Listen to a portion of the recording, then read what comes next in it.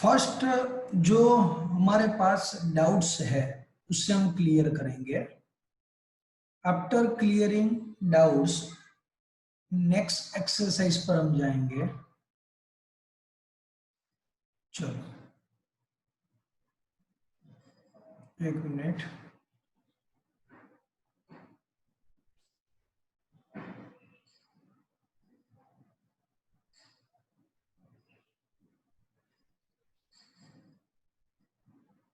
चलो आपको एक स्क्रीन दिख रही है तो चैट में y लिखो। एग्जाम्पल नंबर 1.12 आप देख सकते हो तो स्पीड से चैट में y लिखो।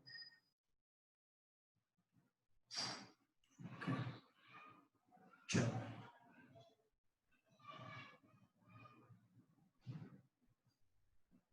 ओके।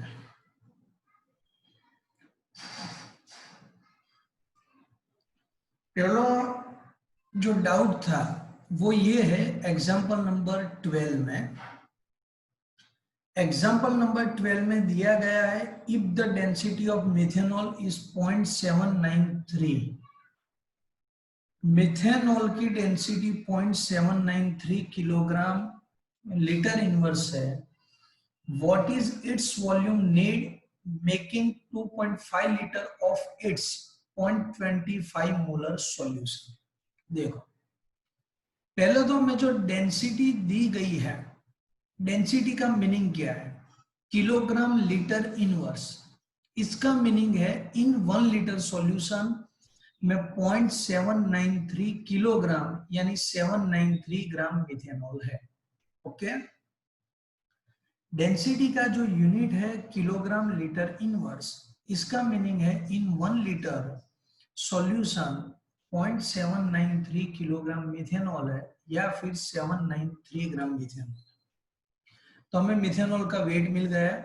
उसका मोलर मास कैसे फाइंड करते हो वो भी बताएं। After finding molar mass mole of methanol, mass 793 upon molar mass 32, तो 24.781 is mole of methanol. Molarity equal to mole upon litre, mole 24.781 upon litre. तो लीटर यहाँ है 1 लीटर, तो ये 1 लीटर लिखा और मोलारिटी हमें मिल गई।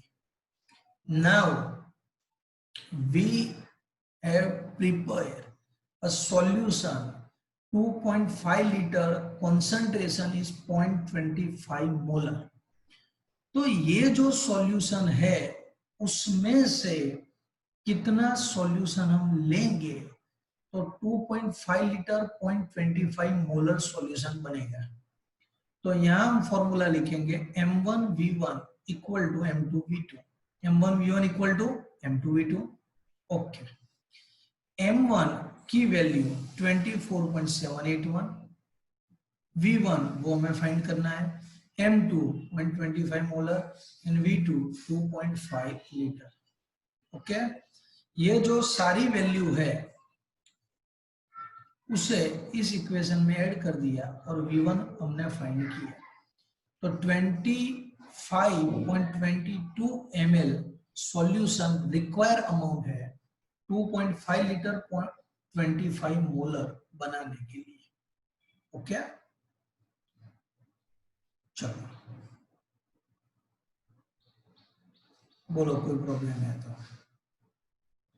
जिसने ये क्वेश्चन मुझे पूछा था, चलो लास्ट लेक्चर में कहां तक देखा था वो देख लेते हैं पहले।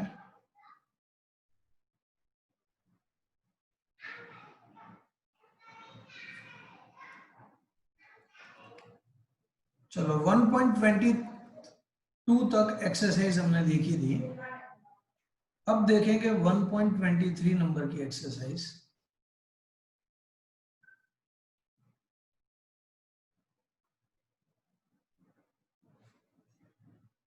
चलिए इसे क्लियर करते हैं।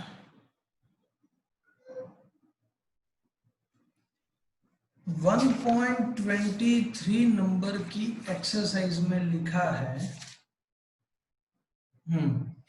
हमें लिमिटिंग रीएजेंट फाइंड करने हैं। एक्सरसाइज नंबर 1.23, उसमें ये इक्वेशन दिया गया है a plus b2 gives ab2। Okay, a plus b2 gives ab2। चलो, यहां 2 एक्सरसाइज मैं करूंगा, उसके बाद जो रेस्ट ऑफ 3 एक्सरसाइज है वो आपको अपने आप करना है। और कोई भी एक्सरसाइज करने के लिए आप जो रेफरेंस बुक है उसका भी यूज कर सकते हैं, मैंने जो दी है, और उसमें भी पता नहीं चलता है तो मुझे आपको कहना है 300 atoms of A plus 200 molecules of B. चलो, हमें एक रिएक्शन करनी है 300 atoms of A and 200 molecules of B, दोनों के बीच एक रिएक्शन करनी है। अब देख लो स्टोइकियोमेट्री क्या है। ए का कोएफिशिएंट 1 है और बी का भी 1 है, देख लो 1 1। इसका मीनिंग ऐसा होता है कि जितने ए पार्ट लेंगे उतने ही बी पार्ट लेंगे। तो देख लो, सपोज 300 एटम्स ए है, समझ लो आप 300 1 जेम 1 है, इसका मीनिंग है जितना ए यूज होगा उतना ही बी यूज होगा। तो 300 एटम्स ए यूज होंगे तो हम लिख सकते हैं 300 मॉलिक्यूल्स ऑफ बी यूज होगा। तो जितना ए यूज होगा उतना ही बी यूज होगा। तो 300 मॉलिक्यूल्स ऑफ बी हमारी रिक्वायरमेंट है, लेकिन हमें दिया गया है कितना 200, तो हमारे लिए लिमिटिंग रीएजेंट बी है। ओके, फिर से एक बार समझ लो, 1 ए यूज होता है तो 1 B2 यूज होता है। ए 300 है तो बी की रिक्वायरमेंट भी 300 है, लेकिन हमारे पास ओनली 200 बी है। हमारे पास 200 है तो जितनी रिक्वायर अमाउंट है उससे कम है, तो वो लिमिटिंग रीएजेंट कहलाएगा। Okay, so number 2 moles of A plus 3 moles of B। B यानी जो B2 है उसे हम कहेंगे। तो आप देख लो, बहुत सिंपल कंसेप्ट है, बी दिया गया है यानी जो B2 है वही है। चलो, तो यहां देख सकते हो आप, सपोज ए 2 मोल यूज होगा तो जो B2 है वो भी 2 मोल यूज होगा।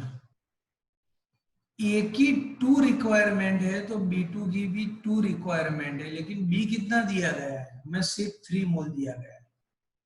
यानी रिक्वायर अमाउंट हमारी 2 है और दिया गया 3 है, तो एक्सेस अमाउंट ऑफ बी है, तो बी ज्यादा है, तो लिमिटिंग रीएजेंट हमारा बनेगा ए।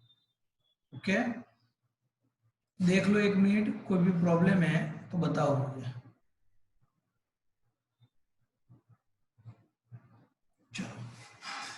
बहुत सिंपल है, ए और बी दोनों की क्वांटिटी सेम लगेगी यहाँ, जिसकी क्वांटिटी कम है वो लिमिटिंग रीएजेंट है। ओके, कोई प्रॉब्लम है तो मुझे बताओ, वरना हम नेक्स्ट एक्सरसाइज पर जाएंगे। Exercise number 24। ओके, 1 2 मैंने यहाँ की है, 3 4 और 5 आपको अपने आप करनी है। सेकंड में कोई प्रॉब्लम है ही नहीं, A2 है और B3 है, तो कम क्वांटिटी किसकी है, ए की है, तो ए लिमिटिंग रिएजेंट है, क्योंकि यहाँ इक्वेशन में देख लो दोनों 1 1 है, यानी दोनों की सेम क्वांटिटी चाहिए। तो सपोज A2 है तो B की कितनी क्वांटिटी चाहिए, तो 2 चाहिए, लेकिन है हमारे पास कितनी, 3 है। ओके, इसलिए ए लिमिटिंग रिएजेंट है। चलो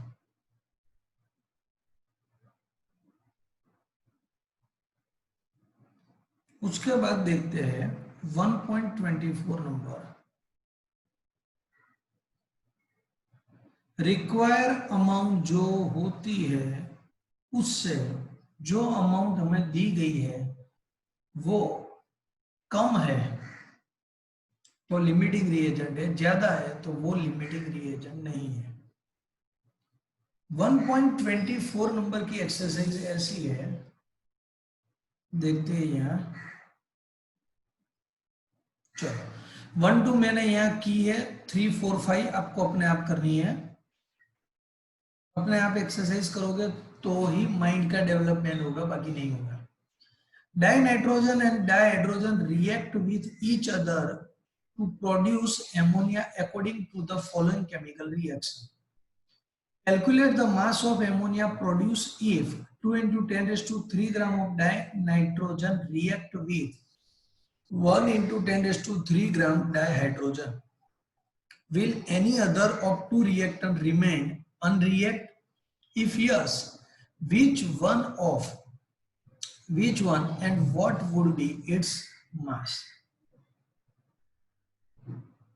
चलो एक्सरसाइज नंबर 1.24 में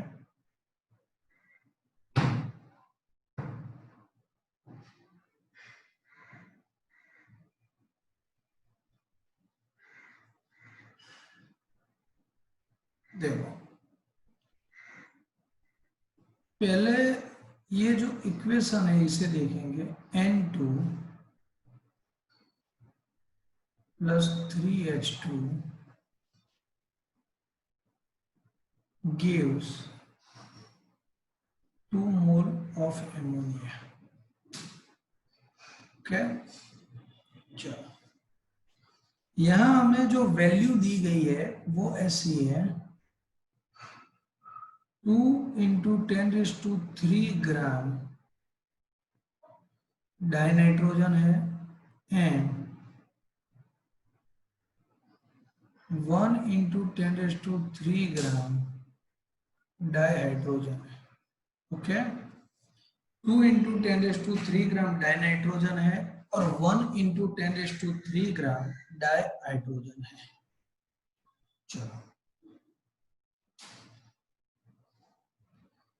पहले 2 into 10 raised to 3 ग्राम को मैं कन्वर्ट करूंगा 2000 gram of dinitrogen, 1000 gram of dihydrogen. Okay, चलो पहले मोल फाइंड करेंगे हम, क्योंकि कोई भी कैलकुलेशन सपोज हमें करनी है तो वो कैलकुलेशन हम मोल में ही कर सकते हैं, क्योंकि कोई भी कंपैरिजन मोल से इजी बनती है। Mole equal to mass upon molecular weight. यहाँ नाइट्रोजन के मोल फाइंड करेंगे हम, 2000 ग्राम नाइट्रोजन है, नाइट्रोजन का मोलेकुलर वेट 28 होगा क्योंकि N2 है। 2000 को 28 से डिवाइड करना है, कैलकुलेटर का यूज करेंगे हम। 2000 डिवाइडेड बाय 28,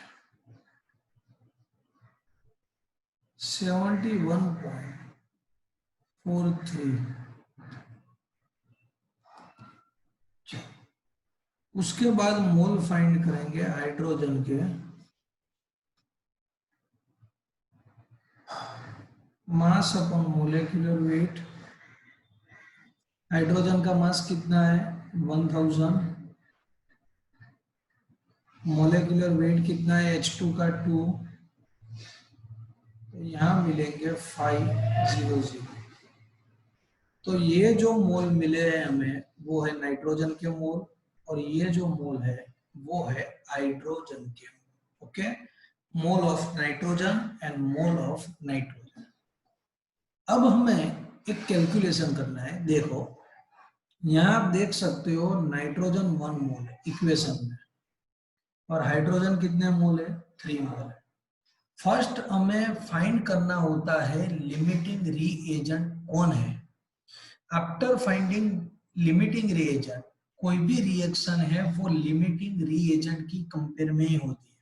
तो मैं क्या करूंगा, यहाँ देखो नाइट्रोजन और हाइड्रोजन, देखो 1 मोल ऑफ नाइट्रोजन है, उसमें से 3 मोल ऑफ हाइड्रोजन क्रिएट होते हैं।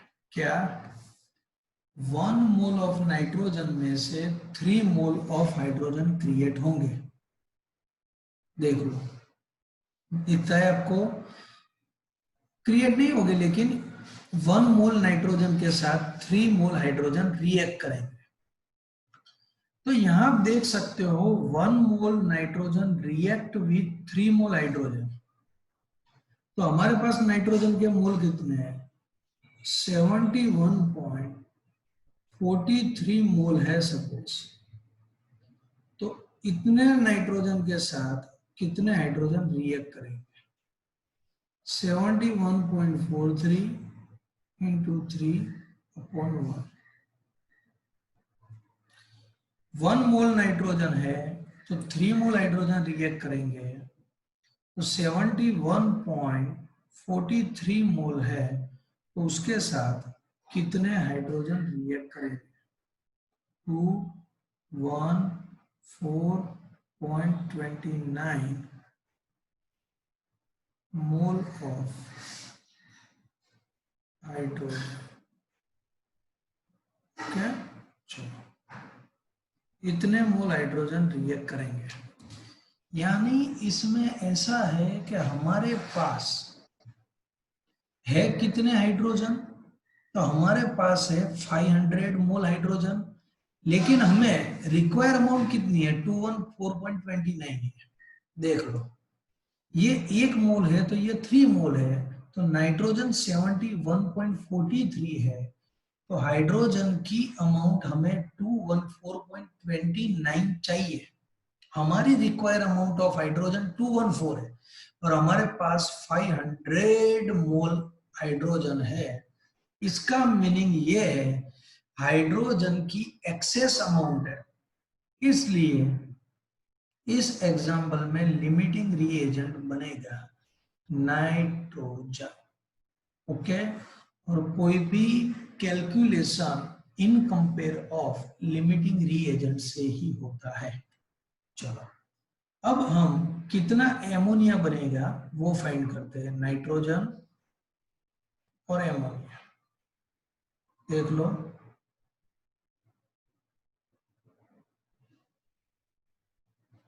1 मोल नाइट्रोजन का है,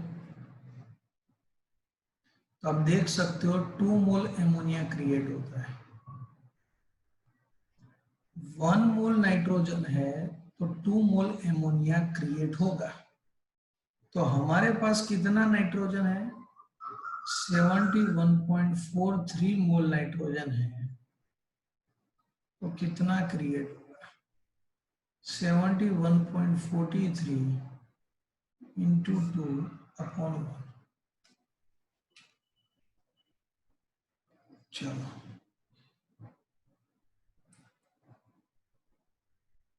71.43 इंटू 2, तो 142.86 मोल ऑफ एमोनिया मिला है। ओके, चलो इस मोल को हम मास में कन्वर्ट करेंगे। चलो कैसे कन्वर्ट करते हैं देखते हैं। 143.86 मोल ऑफ एमोनिया मिल गया हमें। उसके बाद mole equal to mass upon molar mass रहता है, एमोनिया का मोलर मास कितना है वो आप फाइंड कर सकते हो, 17 gram mole inverse. Mass equal to mole 142.86, molar mass, तो मोलर मास है 17, तो 142.86 इंटू 17 करना है, 142.86 इंटू 17, आंसर मिलेगा 2428.62 ग्राम ऑफ एमोनिया। ओके, ये आंसर मिलता है। इतना सम आप एक बार चेक कर लो, सपोज कोई प्रॉब्लम रहता है तो चेक।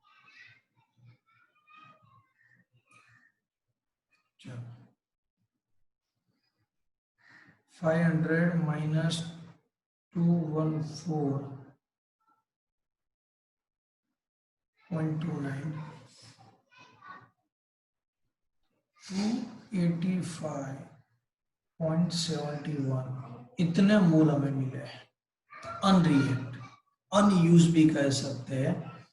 ये जो मोल है, mole equal to mass upon molecular weight, mass equal to mole 285.71, और हाइड्रोजन का मोलेकुलर वेट 2 है, तो 2 से मल्टीप्लाई करेंगे हम, वैल्यू मिलेगी 571.43 ग्राम। तो इतना जो हाइड्रोजन है वो अनयूज्ड है, अनयूज है यानी अनरिएक्ट हाइड्रोजन है। ओके, अभी कोई भी प्रॉब्लम है तो बताओ।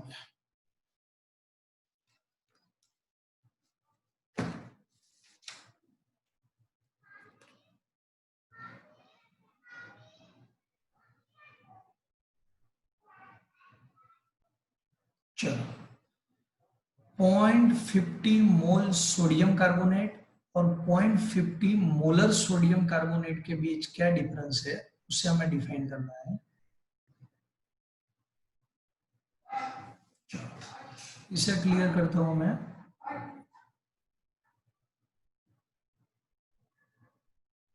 Exercise number 1.25। चलो, 0.50 मोल Na2CO3 and 0.50 molar Na2CO3। Okay, क्या डिफरेंस है? पहले मैं क्या करता हूं, Na2CO3 का मोल फाइंड करूंगा। समझ लो, molecular weight of Na2CO3, sodium 23 into 2, carbon 12 और ऑक्सीजन 3 इंटू 16। सबका कैलकुलेशन करोगे तो 106 ग्राम मोल इनवर्स मिलेगा। क्या? चलो, mole equal to mass upon molecular weight. Mass कितना है? हमें एक minute,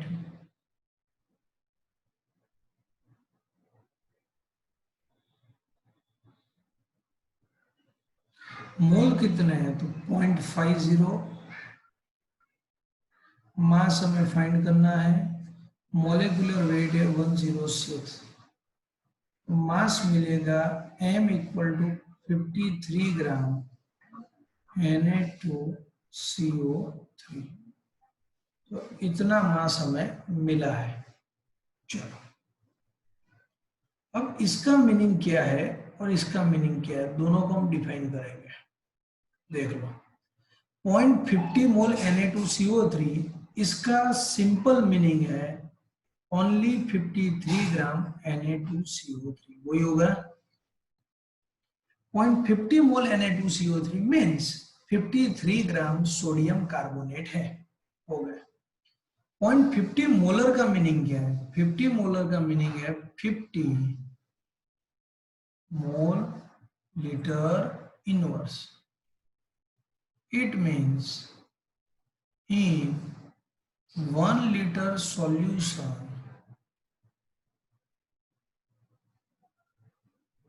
in 1 liter solution, 0.50 mole Na2CO3 is dissolved. 0.50 mole means 53 gram Na2CO3. तो यहां हम कह सकते हैं कि 53 ग्राम Na2CO3 dissolved in 1 liter solution. Okay, तो दोनों का मीनिंग बहुत ही क्लियर है. 0.50 मोल मीन्स 53 ग्राम Na2CO3 है, और यहां भी 53 ग्राम Na2CO3 है, but in 1 litre solution. Okay, चलो देख लो, 2 मिनट देता हूं मैं, कोई भी प्रॉब्लम है तो बताओ मुझे. नेक्स्ट हम को कैलकुलेट करेंगे हम. चलो 1.26 है. If 10 volume of dihydrogen gas react with 5 volume of dioxygen gas, how many volumes of water vapor would be produced? चलो देखते हैं. गैल्यू से कंबाइन वॉल्यूम लो यहां यूज होगा, इसे क्लियर करते हैं.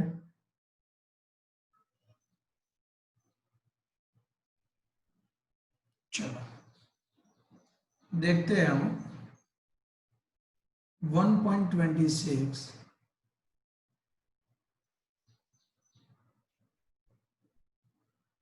देखो, 10 वॉल्यूम ऑफ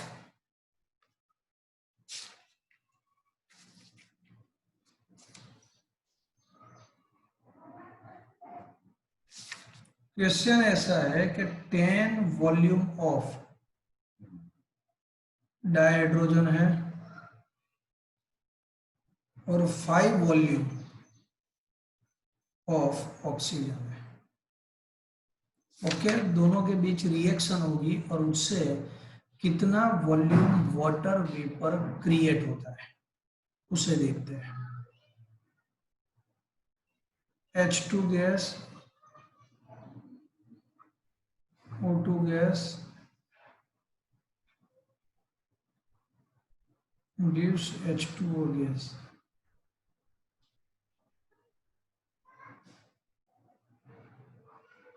चलो बैलेंस करते हैं इसे. अब देख लो,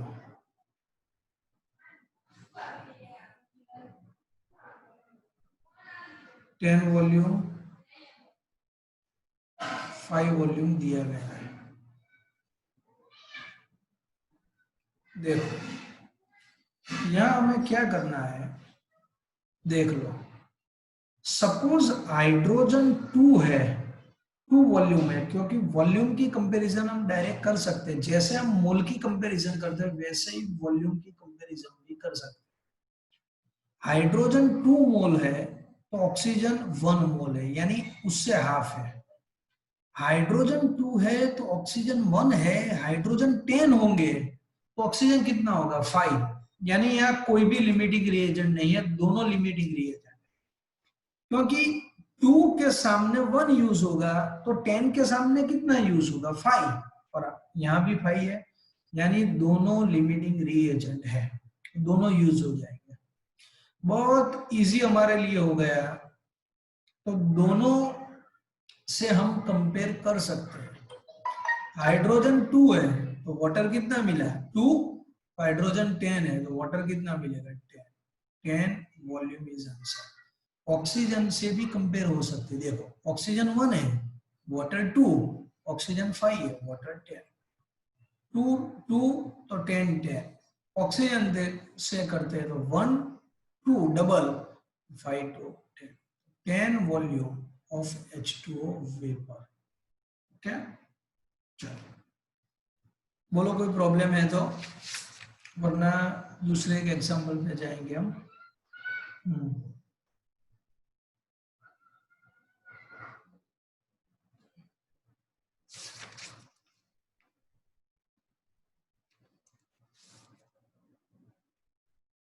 उसके बाद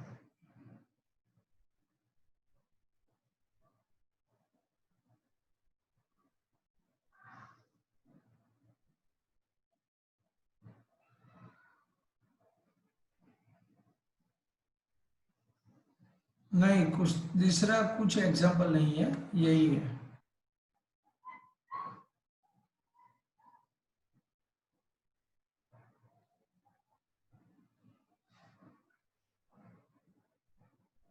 चलो उसके बाद दूसरी एक्सरसाइज देखेंगे हम। 1.27 number, convert following into the basic unit. Basic unit में कैसे कन्वर्ट करते हैं आपको पता है, जैसे कि पिकोमीटर, लेकिन बेसिक यूनिट मीन्स जो एसआई यूनिट है, तो आपको पता है 1 पिकोमीटर इक्वल टू 10⁻⁻12 मीटर। तो यहाँ आंसर हम डायरेक्ट भी लिख सकते हैं, और कन्वर्ट करना हो तो यूनिट फैक्टर मेथड भी आपको पता है। देखो ये आंसर मैंने लिख लिया, तो ये आपको सेल्फ ट्राई करना है, पता नहीं चलेगा तो मैं आपको बताऊंगा, वरना कोई प्रॉब्लम नहीं। ओके, तो 1.27, उसके बाद क्लियर 1.28,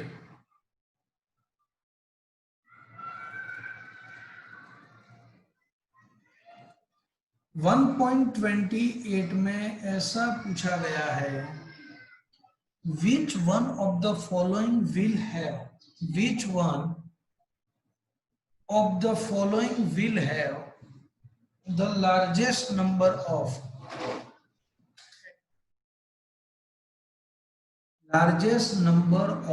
atom। आपको पता है एटम कैसे फाइंड होते हैं, सब जो ग्राम है उसको मोल में कन्वर्ट करना है, ग्राम को मोल में कन्वर्ट करने के बाद, ग्राम को मोल में कन्वर्ट करने के बाद जो एटम है वो आपको फाइंड करने हैं। 2 मिनट आप थिंकिंग करो। चलो 1.29 को अभी मैं स्किप करता हूं, नेक्स्ट लेक्चर में देखेंगे। 1.30, बहुत अच्छा है 1.30 number.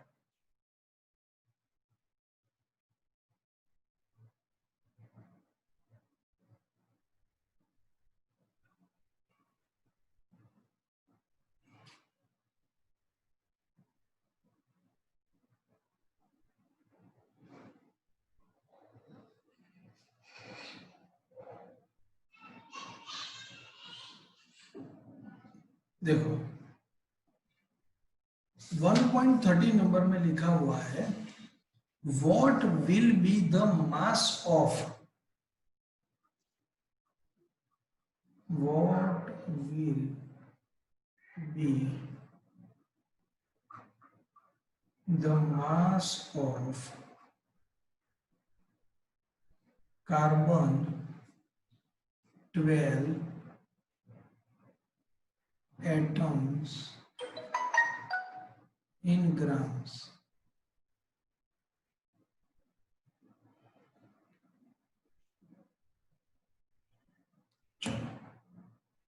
What will be the mass of carbon 12 atoms in grams। यानी यहां ऐसा पूछा गया है कि कार्बन 12 एटम का मास ग्राम में कितना है। देखो 1 एटम का मास हमें फाइंड करना है, क्या फाइंड करना है, मास ऑफ 1 एटम फाइंड करना है। चलो, जब मैं लेक्चर ले रहा हूं तब किसी को प्रॉब्लम है तो ही चैट में लिखो। सपोज आपको कोई सम्स है, उसमें आंसर मिल गया है तो उसे मत लिखो, यहाँ डिस्टरबेंस खड़ा होता है। प्रॉब्लम है तो डेफिनेटली लिखो, वरना मत लिखो। चलो, कार्बन 12 का मीनिंग क्या होता है? कार्बन का एटॉमिक मास 12 है। इसका मीनिंग ये है, atomic mass of carbon 12 gram mole inverse. Okay, atomic mass of carbon 12 is 12 gram mole inverse. इसका बहुत ही सिंपल मीनिंग होता है, देखो, mass of 1 mole carbon is 12 gram. Okay, यही होगा 12 ग्राम मोल इनवर्स मीन्स 1 मोल का वेट 12 ग्राम है। तो mass of 1 mole carbon is 12 ग्राम। लेकिन आपको पता है 1 मोल मीन्स क्या है? 6.022 इंटू 10⁻23। इसका मीनिंग बहुत ही क्लियर है कि 6.022 इंटू 10⁻23 कार्बन है, उसका वेट 12 ग्राम है। तो यहाँ लिख सकते हैं 6.022 इंटू 10⁻23 कार्बन एटम्स। इतने जो कार्बन एटम्स है उसका वेट 12 ग्राम है। तो 1 कार्बन एटम का वेट कितने ग्राम होगा? 1 into 12 upon 6.022 into 10⁻23।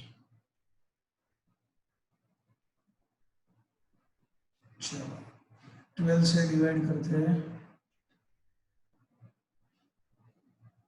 12 upon 6.022।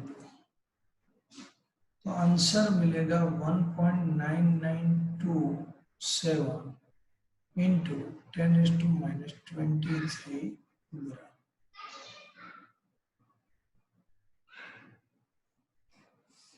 Okay, चलो देख लो, कोई प्रॉब्लम है तो बताओ मुझे। ओके, चलो दूसरा एक सम कैलकुलेट करेंगे हम। 1.32 31। चलो, हाउ मैनी सिग्निफिकेंट नंबर, चलो इसे थोड़ा ब्रॉड करता हूं मैं।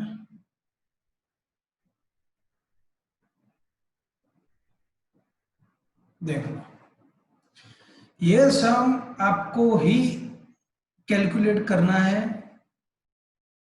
चलो मुझे बताओ, how many significant figures should be present in the answer of the following calculation. हमें सिर्फ इतना बताना है कि इसका जो फाइनल आंसर है उसमें सिग्निफिकेंट नंबर कितने होंगे। तो इसके लिए आंसर लाने की जरूरत नहीं है, सिर्फ सिग्निफिकेंट नंबर कितने होंगे। रूल्स ये है, जब भी हम एडिशन, सब्ट्रैक्शन, मल्टीप्लिकेशन या डिवीजन करते हैं तब जो फाइनल आंसर है उसमें सबसे कम सिग्निफिकेंट नंबर, सबसे कम जो सिग्निफिकेंट नंबर हो उसे हम लिखते हैं। चलो मुझे बताओ, चलो ये इसमें कितने सिग्निफिकेंट नंबर है फास्ट चैट में, चैट में बताओ फास्ट इसमें कितने सिग्निफिकेंट नंबर है। ओके, मिल गया मुझे आंसर 4 है। चलो इसमें कितने हैं बताओ, कितने हैं फास्ट? 5। ओके, 1 2 3 4 5 5। चलो इसमें कितने हैं सिग्निफिकेंट नंबर?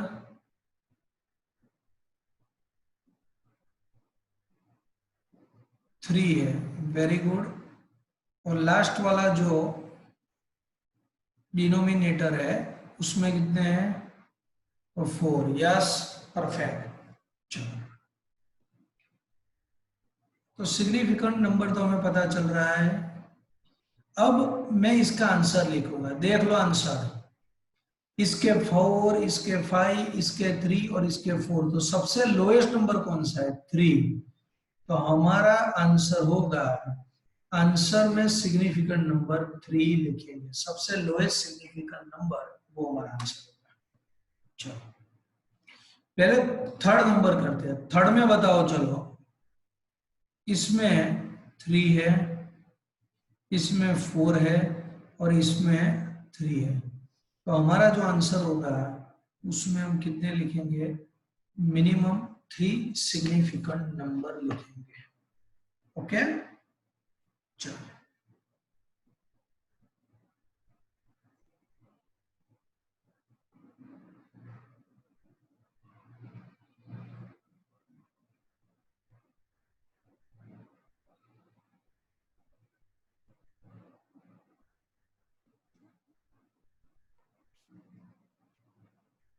देख लो, एक मिनट, कोई प्रॉब्लम है तो मुझे बताओ।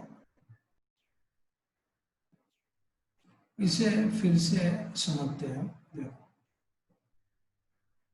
इसका कैलकुलेट करो कितना होता है। 0.0125, 0.7864, 0.215। हमारा रूल्स ऐसा है कि आफ्टर डेसिमल जो सिग्निफिकेंट नंबर होता है उसमें जो कम सिग्निफिकेंट नंबर होता है उसे हम फॉलो करेंगे। तो इसमें तो आ जाएगा आंसर, कोई बात नहीं है, आप कैलकुलेट करोगे तो पता चलेगा। थर्ड में आप देखोगे तो इसमें आफ्टर डेसिमल 3 सिग्निफिकेंट नंबर है, इसमें टोटल 4 सिग्निफिकेंट नंबर है और इसमें 3 है। मैं बताता हूं आपको एक व्हाइट बोर्ड पर कैलकुलेट करके। चलो इसे क्लियर कर देता हूं।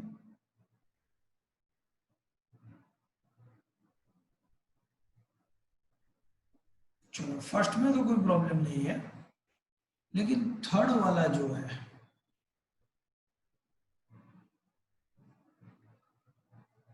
देखो थर्ड में हमें दिया गया है 0.0125, 0.7864 और 0.0215। ओके, 0.0125, 0.7864 और 0.0215, सबका टोटल पहले हमें करना पड़ेगा, उसके बाद हम डिसाइड कर सकते हैं। चलो टोटल करते हैं, अब भी करो। 0.0125 प्लस 0.7864 प्लस 0.0215, आंसर मिलेगा 0.820।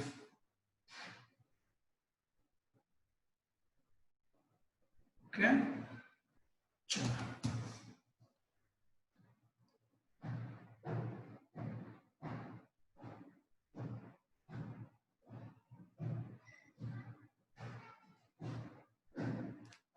ओके, चलो ये मिल गया आंसर हमें 8204। तो 8204 जो आंसर हमें मिला है, लेकिन हम देख सकते हैं कि सिग्निफिकेंट नंबर सबसे कम किसमें है? तो इसमें है। इसमें कितने सिग्निफिकेंट नंबर है? 3 है, इसमें 4 है और इसमें 3 है।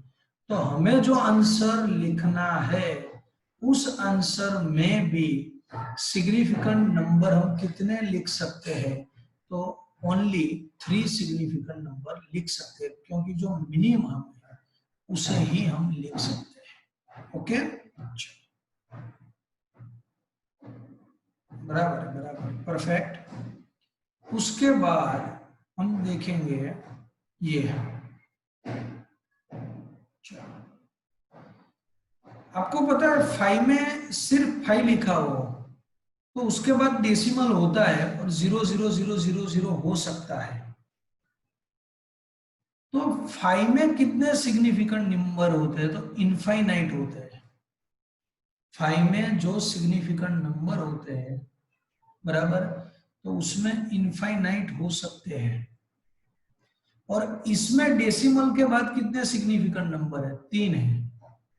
तो टोटल जो आंसर हम लिखेंगे, दोनों का जो भी मल्टीप्लाई होगा उसमें, जैसे मैं करता हूं अभी 5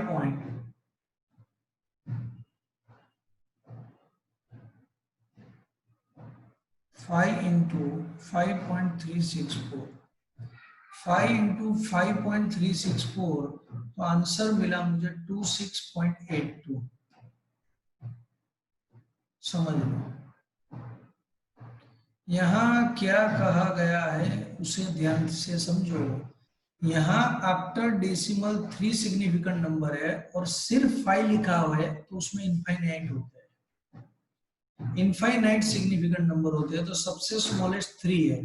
तो यहाँ भी after decimal point 3 significant number minimum होने चाहिए, लेकिन यहाँ 2 ही है तो 2 लिखेंगे।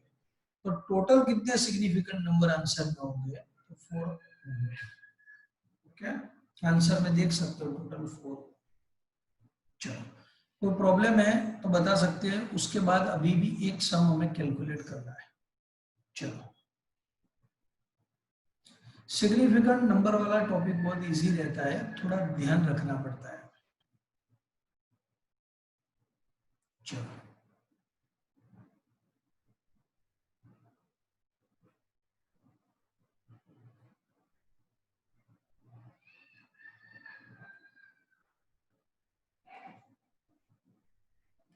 लास्ट वाला एक देखेंगे 36 नंबर। आज 36 नंबर को फर्स्ट देखेंगे हम। How many significant number in 236? तो 236 में वैसे हम 3 भी कह सकते हैं, और कंप्लीट नंबर है तो उसे इनफाइनाइट भी बोल सकते हैं। जनरली हम 3 बोलेंगे, लेकिन जब कैलकुलेट करना हो तो इनफाइनाइट भी बोल सकते हैं। चलो, अब देखते हैं question number 36, exercise 1.36।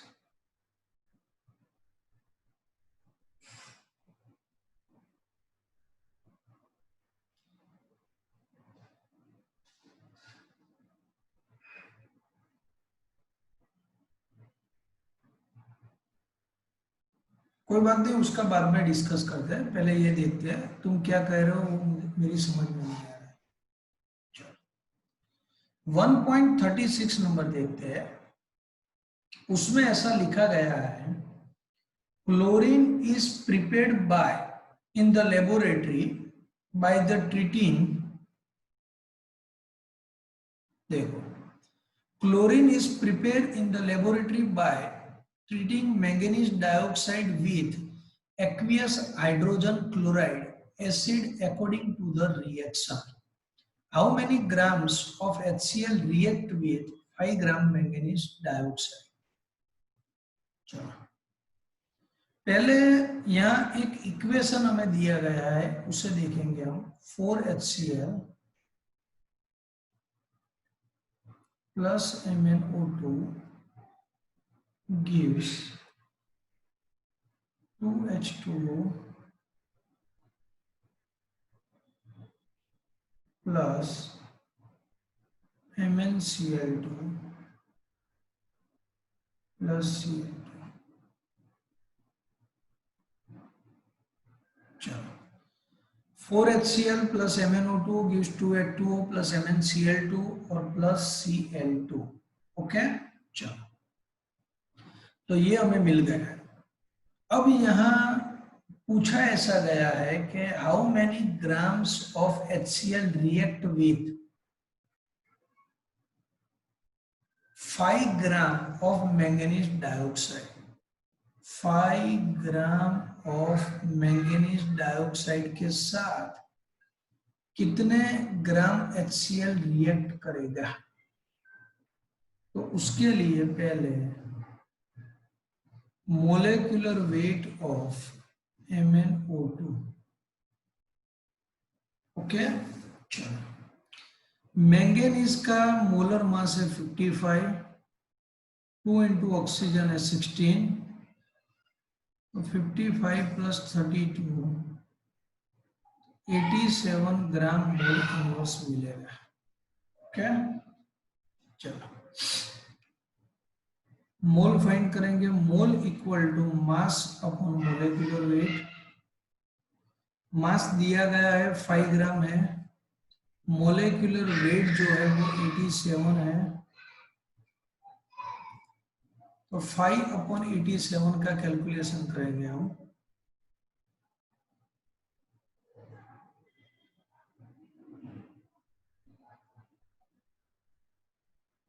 Zero 0.05747। Okay, अब यहां आप देख सकते हो लिमिटिंग रिएजेंट कब हमें फाइंड करना होता है, जब दो रिएक्टेंट दिए गए हैं, लेकिन यहाँ तो सिर्फ ओनली वन ही है। 5 ग्राम MnO2 मीन्स इतने मोल MnO2 है।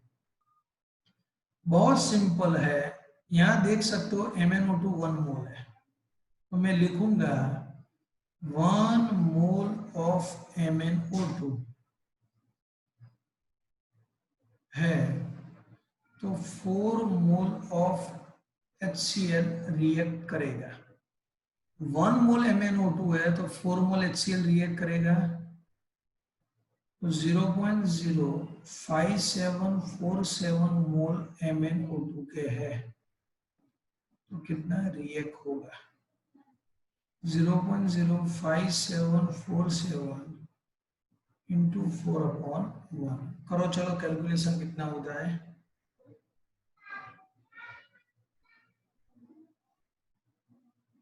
0.05747 इंटू 4,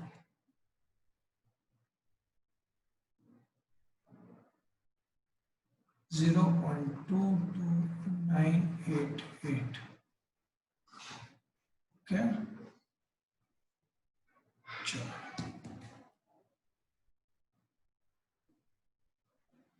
अभी ये क्या मिला है, तो हमें मोल ऑफ HCl मिला है। चलो molecular weight of HCl, hydrogen 1 Cl 35.5, answer is 36.5 gram mole inverse.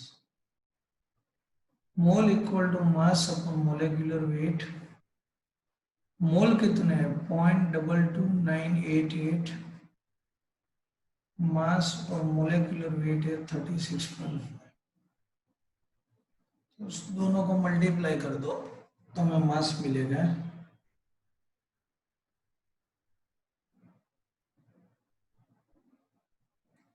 0.22988 into 36.5, तो मास मिलेगा 8.39 ग्राम HCl।